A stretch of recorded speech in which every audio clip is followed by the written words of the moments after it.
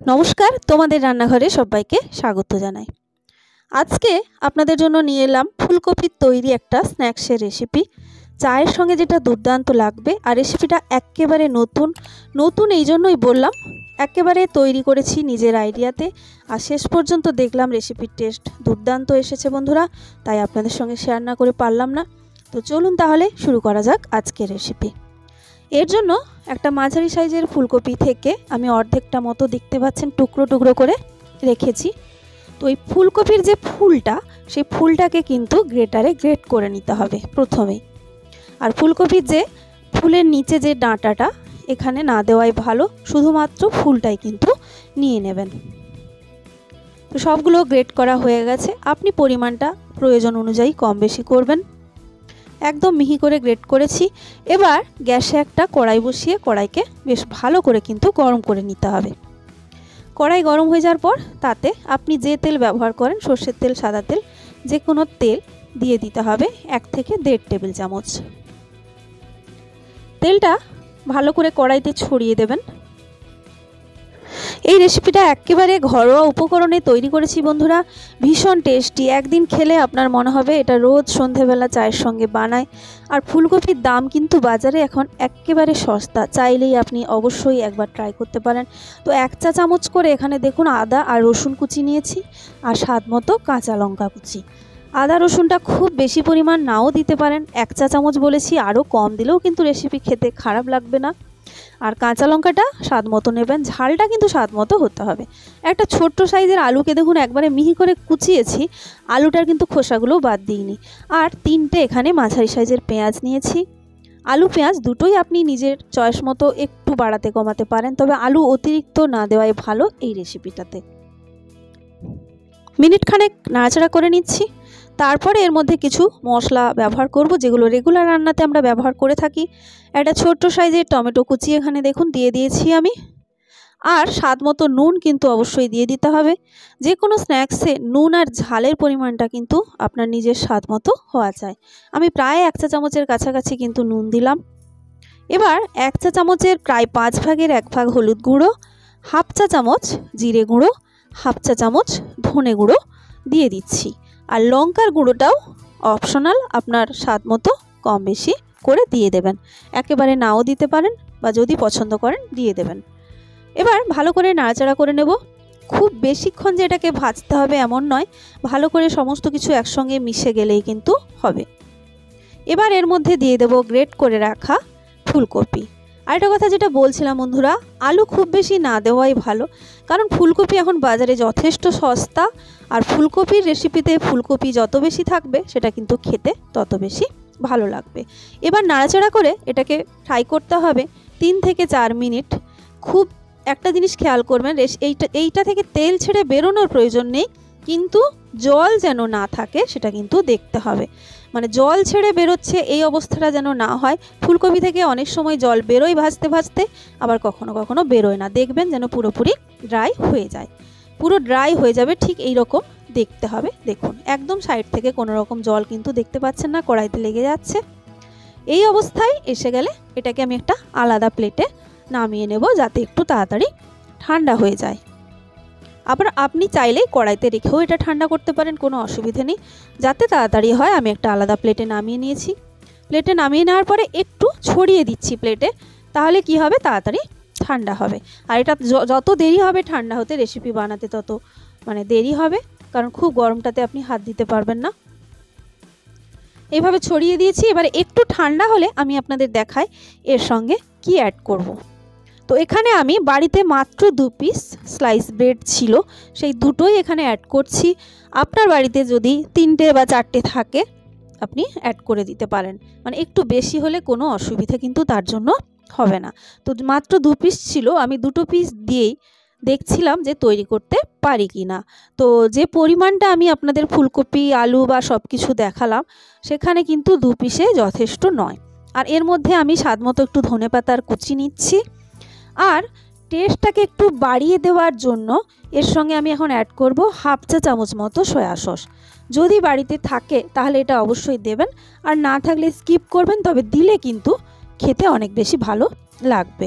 এবার বেশ ভালো করে সমস্ত কিছুকে মিশিয়ে নিচ্ছি। আর পাউরুটি একেবারে নরম, আর এটা হালকা যেহেতু গরমও রয়েছে, খুব তাড়াতাড়ি কিন্তু দেখবেন মাখানো যাবে।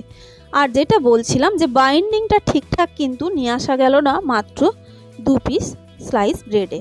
তো মানে খুব সহজেই ভেঙে যাবে, যেটা আমি বুঝতে পারলাম যে তেলে দেওয়ার সঙ্গে সঙ্গে কিন্তু এটা ভেঙে যেতে পারে। দেখুন এইভাবে একটু মানে চাপ যখন দিচ্ছি এটা ছেড়ে ছেড়ে যাচ্ছে, তো বাইন্ডিং ঠিকঠাক না আসলে তেলের মধ্যে কিন্তু খুলে যাবে। তো সেই জন্য আমি এখানে অ্যাড করছি বেসন। এখানে প্রায় 2 থেকে 3 চা চামচ বেসন কিন্তু দিতে হচ্ছে। আর যদি ব্রেড বেশি থাকে, যেটা বললাম, বেসনের কিন্তু কোনো প্রয়োজন নেই। রেসিপিটা আপনি আপনার মতো করে অনেক কিছু দিয়েই কিন্তু তৈরি করতে পারবেন। ব্রেড থাকলে ব্রেড দিয়ে দেবেন, সেটা না থাকলে বেসন দিতে পারবেন। বেসনও যদি বাড়িতে না থাকে তাহলে চালের গুঁড়ি দিতে পারেন, অথবা ময়দাও কিন্তু ব্যবহার করতে পারবেন।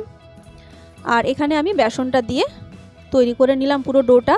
আর দেখাচ্ছি, দেখুন ঠিক এই রকমভাবে কিন্তু ডোটা তৈরি করতে হবে। দেখুন সহজে কিন্তু আঁচ ছেড়ে যাচ্ছে না, দেখুন একটার সঙ্গে একটা মানে প্রত্যেকটা অংশ কিন্তু সবার সঙ্গে লেগে আছে। এবার হাতে 2 হাতের তালুতে ভালো করে তেল লাগিয়ে নিলাম। তেল লাগিয়ে এবার আমি প্রথমেই থাম্বনেলেই আপনারা দেখেছেন কীরকম শেপ দিয়েছি। তো আপনি পছন্দ মতো যেরকম পারবেন সেরকম শেপ দিয়ে দেবেন। তো আমি একটু এটা মানে ফিঙ্গার টাইপের লাগবে দেখতে, মানে ফুলকপির ফিঙ্গার আর কি। তো আমি সেরকমই একটা শেষ পর্যন্ত বানালাম। দেখতেও ভালো লাগবে, বাড়ির বাচ্চারা তো ভীষণ খুশি হবে দেখে। আর বিশ্বাস করুন, যাকে খেতে দেবেন সে বুঝতে পারবে না এর মধ্যে একেবারেই চিকেন নেই বলে। বেশ সুন্দর একটা টেস্ট কিন্তু শেষ পর্যন্ত এসেছিল। তো আমি এখানে আপনাদের প্রথমেই কিন্তু একই রকম করে সবগুলো ট্রাই করছি না, কারণ আগেই বলেছি প্রথমবারের জন্য এটা বানাচ্ছি। তাই তেলের মধ্যে আমি কয়েকটা দিয়ে দেখব যে ভেঙে যাচ্ছে কি না। যদি না হয় তারপরে বাকিগুলো একই রকম করে বানাবো, এবং বানাতে গিয়ে কি অসুবিধা সেটা দেখছি। আমি 6-7টা মতো তৈরি করে নিয়েছি। এবার গ্যাসে একটা প্যান বসিয়েছি। রেসিপিটা আপনি ডিপ ফ্রাই বা শ্যালো ফ্রাই মানে অল্প তেল দিয়েও ফ্রাই করতে পারেন, অথবা পুরোপুরি ডুবো তেলেও ভাজতে পারেন। তো আমি মোটামুটি এখানে শ্যালো ফ্রাই করছি। তেল ভালো করে গরম করে কমিয়ে দিতে হবে ফ্লেমটা, গ্যাসের ফ্লেমটা। তারপরে এই স্ন্যাক্সগুলোকে মানে ফিঙ্গারগুলোকে দিয়ে দিতে হবে। তো প্রথমে বেসন শুধুমাত্র দেওয়ার পরে ভাজতে গিয়ে যেটা দেখেছি বন্ধুরা, যে ওপরের দিকটা একটু বেশি ক্র্যাক হয়ে যায়, কিন্তু সেটা খেতেও খারাপ লাগছে না তার জন্য, বা একেবারে ভেঙে যাবে সেটাও কিন্তু হয়নি। যেরকমভাবে বললাম সেইভাবে যদি বাইন্ডিংটা ঠিকঠাক নিয়ে আসেন একেবারেই কিন্তু ভেঙে যাবে না। শুধু একটাই জিনিস, দিয়েই সঙ্গে সঙ্গে খুন্তি দিয়ে নাড়াচাড়া করতে যাবেন না। একটু মানে তেলটাকে ওপর নিচে ভালো করে লাগিয়ে নেওয়ার পরে এটাকে খুন্তি দিয়ে আপনাকে সাবধানে উল্টাতে হবে। যখন একটু শক্ত হয়ে যাবে তখন কিন্তু আর উল্টাতে অসুবিধে হবে না। একটাও ভেঙে যায়নি। ওপরের দিকটা কিন্তু যত ভাজা হবে তত ওপরের দিকে একটু ক্র্যাক কিন্তু হয়ে যাবে এটা, কিন্তু তার জন্য রেসিপি কিন্তু খেতে খারাপও হয়নি বা ভাজতেও কোনো অসুবিধে হয়নি। তবে একসঙ্গে প্যানের মধ্যে প্রচুর পরিমাণে দিয়ে দেবেন না, যাতে আপনার উল্টাতে অসুবিধে হয়। তো 2 দিক একেবারে গোল্ডেন কালার করে কিন্তু এগুলো ভাজতে হবে। আর ফ্লেমটাকে বলেছি একদম লো রেখে ভাজবেন, তাহলে ভেতর পর্যন্ত একেবারে ক্রিস্পি হবে। ভীষণ টেস্টি একটা অতি সাধারণ জিনিস দিয়ে তৈরি রেসিপি ট্রাই করলাম, ভালো লাগলো তাই শেয়ার করতে এলাম। তো বন্ধুরা, যদি ভালো লাগে অবশ্যই একটা লাইক করতে ভুলবেন না, বা একটা ছোট্ট কমেন্ট করতে কিন্তু ভুলবেন না। আর বাড়িতে অবশ্যই ট্রাই করবেন। ফুলকপি এখন বাজারে খুবই সস্তা, যে কেউ কিন্তু কিনে নিয়ে আসতে পারবে। তো দেখুন ঠিক এই রকম কালার হয়ে গেলে কিন্তু আমি এগুলো তুলে নিচ্ছি। দেখতে পাচ্ছেন ওপরের দিকটা একটু ফাটা ফাটা হয়েছে দেখতে, কিন্তু রেসিপি একেবারেই ভেঙে যায়নি। এতটাই টেস্টি, আপনি ওই প্যান থেকে তোলার সঙ্গে সঙ্গে কিন্তু শেষ হয়ে যাবে। বাড়িতে যদি অনেকগুলো মানুষ থাকে একটা একটা করে খেতে খেতে কিন্তু শেষ হয়ে যাবে, এত টেস্টি এটা। আর যে একটা খাবে সে আবার খেতে চাইবে।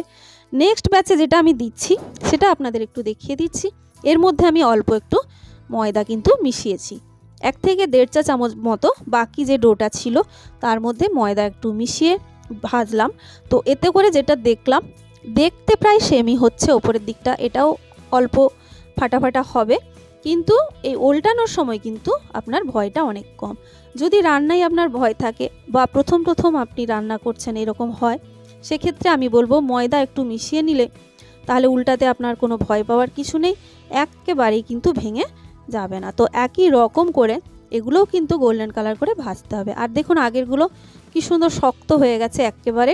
একটু ঠান্ডা হয়ে যাওয়ার পরে, ঠান্ডা না, যে কোনো স্ন্যাক্স তো গরমই খেতে হবে, কিন্তু হালকা যখন হাওয়া পেয়ে যাবে তেল থেকে তোলার পরে দেখবেন একেবারে ক্রিস্পি হয়ে যাবে এই রেসিপিটা।